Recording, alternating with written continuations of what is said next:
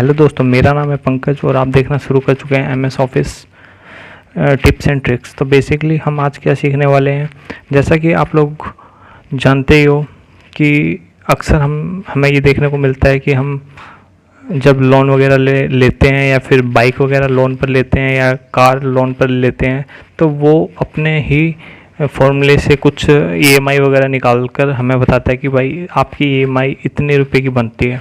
तो हमें वो चीज़ कंफर्म कर लेनी चाहिए, क्योंकि पता नहीं वो किस फॉर्मूले के तहत वो EMI निकाल रहे हैं। तो हमें अपने हिसाब से अपने अकॉर्डिंग एक कैलकुलेशन ज़रूर करनी चाहिए। तो अक्सर लोगों के मन में ये क्वेश्चन होता है कि ये इसकी EMI की कैलकुलेशन कैसे कर सकते हैं। आप बिल्कुल मैं तो ये लैपटॉप में समझा रहा हूँ, लेकिन आप एक्सेल अपने फ़ोन में डाउनलोड करके बहुत आसानी से इसकी कैलकुलेशन कर सकते हो। आइए समझते हैं कैसे। सपोज आपने एक बाइक ली जो कि कॉस्ट थी उसकी 70,000 रुपये, ठीक है। 70,000 में से आपने 20,000 की कैश पेमेंट कर दी उसी समय। उसके बाद आपकी लोन अमाउंट होगी 50,000 रुपये, क्योंकि 20,000 रुपये आपने ऑलरेडी पे कर दिए हैं। रेट सपोज वो आपको दे रहा है 15% का, ठीक है। और जो ईयर है वो आप चूज़ कर रहे हो कि हम 2 साल में रिपेमेंट कर देंगे। तो इसका फॉर्मूला कैसे लगेगा, इक्वल टू PMT। याद रखना इस चीज़ को, PMT टैब रेट कितना है 15%, क्योंकि ये ईयरली रेट है और हम जो EMI देंगे वो मंथली देंगे, इसलिए हम डिवाइड करेंगे बाय 12।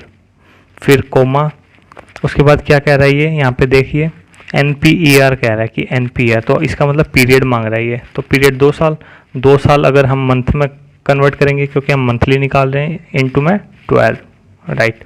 उसके बाद ये मांग रहा है कि यहाँ देखिए PV मांग रहा है। तो PV कैसे कैलकुलेट करेंगे, यहाँ पर हमारी PV का मतलब क्या है, प्रेजेंट वैल्यू। प्रेजेंट वैल्यू क्या है हमारी 50,000, क्योंकि हमने लोन कितने रुपए का लिया है 50,000 का। लेकिन एक बात का ध्यान रखना, क्योंकि लोन एक नेगेटिव अमाउंट है, हम लाइबिलिटी साइड में इसको लिखते हैं, हम उधार ले रहे हैं, हम किसी को ऐसे मतलब एडवांस नहीं दे रहे, हम उधार ले रहे हैं, तो इसको हम माइनस कर देंगे। फिर कोमा, फ्यूचर वैल्यू कुछ है नहीं, या तो इसमें 0 लिख दो या फिर एक कोमा लगा के इसको ख़त्म कर दो। उसके बाद आता है एंड ऑफ द पीरियड या बिगिनिंग ऑफ द पीरियड। तो आप EMI कब देते हो, सपोज आपने आज लोन लिया तो मंथ के एंड में दोगे, आज ही इसकी EMI दोगे। हाँ ऑफ कोर्स एंड में दोगे, तो एंड में दोगे तो हम यहाँ पे 0 लिखकर इसको बंद कर देंगे और ये हमारी आ जाएगी EMI 2424.33। आई होप इतना आपको समझ में आ गया होगा, यहाँ तक कोई दिक्कत नहीं है। और अगर आपको चेक करना है तो ये देखिए, मैंने ये फॉर्मूला यहाँ पे ऑलरेडी लगा रखा है।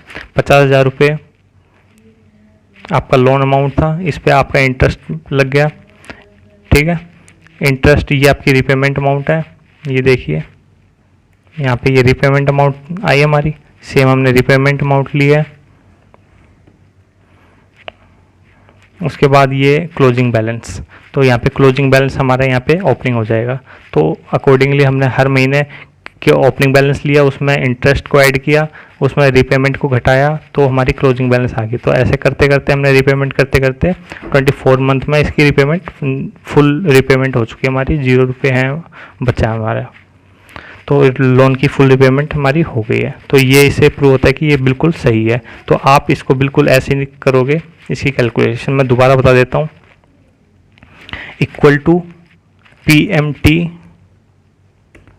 टैब रेट इंटरेस्ट रेट 15%, क्योंकि ये ईयरली है इसलिए बाई 12, कोमा एंड पीरियड हमारा 2 साल है, क्योंकि ये ईयरली है तो इसको हम मंथली करेंगे, इनटू 12, कोमा प्रेजेंट वैल्यू हमारी 50,000 रुपये है जो कि हमें माइनस में लिखनी है, कोमा फ्यूचर वैल्यू कुछ नहीं है, एक और कोमा, ये एंड ऑफ पीरियड है तो 0 ब्रैकेट बंद, ये आगे 2424.33। एक और एग्जांपल के साथ और समझते हैं थोड़ा सा, ताकि क्लियर हो जाए ये सारी चीज़ें। सपोज आपने 8 लाख रुपए की कार ली, जिसमें से आप 1.5 लाख रुपये अभी कैश में देना चाहते हो और बाकी आप लोन के माध्यम से लेना चाहते हो। तो इंटरेस्ट रेट सपोज आपका 12% है, ठीक है, और ईयर आप सपोज 4 साल में इसकी रिपेमेंट चाहते हो कि 4 साल में मैं इसकी रिपेमेंट करूं, तो फॉर्मूला वही लगेगा। जब भी हम ईएमआई निकालते हैं पीएमटी का ही फॉर्मूला लगता है। टैब रेट हमारा हो जाएगा 12 डिवाइड में 12 कोमा, उसके बाद NPER पीरियड 4 साल इंटू में 12 कोमा, प्रेजेंट वैल्यू कितनी है क्योंकि माइनस में लेनी है हमें तो पहले माइनस लगा देंगे फिर loan amount 6,50,000 comma, future value कुछ है नहीं तो एक और कोमा, एंड ऑफ पीरियड है तो 0 क्योंकि EMI हम एंड ऑफ पीरियड देंगे, महीने के एंड में देंगे, ब्रैकेट बंद, एंड ये आ गया हमारा 17,116 रुपये, 117 रुपये पर मंथ हमें EMI के देने पड़ेंगे अगर इंटरेस्ट रेट 12% है और 4 साल की हम EMI बंधवा रहे हैं तो 6,50,000 की का लोन पर। तो अब इसको थोड़ा सा चेक कर लेते हैं कि कैसे निकाला। ये 6,50,000 रुपये का हमने लोन लिया है सपोज, ठीक है। इंटरेस्ट हमारा निकलेगा इनटू में 12% के हिसाब से, क्योंकि डिवाइड में हम कर देंगे 12 क्योंकि हम मंथली निकाल रहे हैं।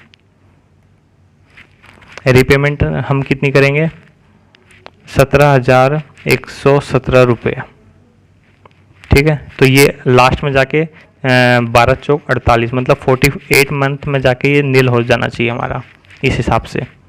तो क्लोजिंग बैलेंस कैसे निकलेगा, this plus this minus this, तो ये क्लोजिंग बैलेंस आ गया हमारा।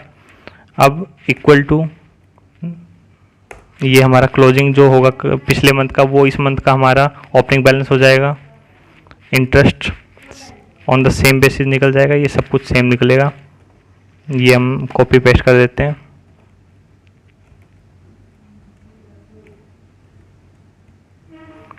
ये क्योंकि हमें 48 मंथ लेने हैं तो थोड़ा सा इसको बढ़ा देते हैं हम। 48 मंथ ले लिया हमने।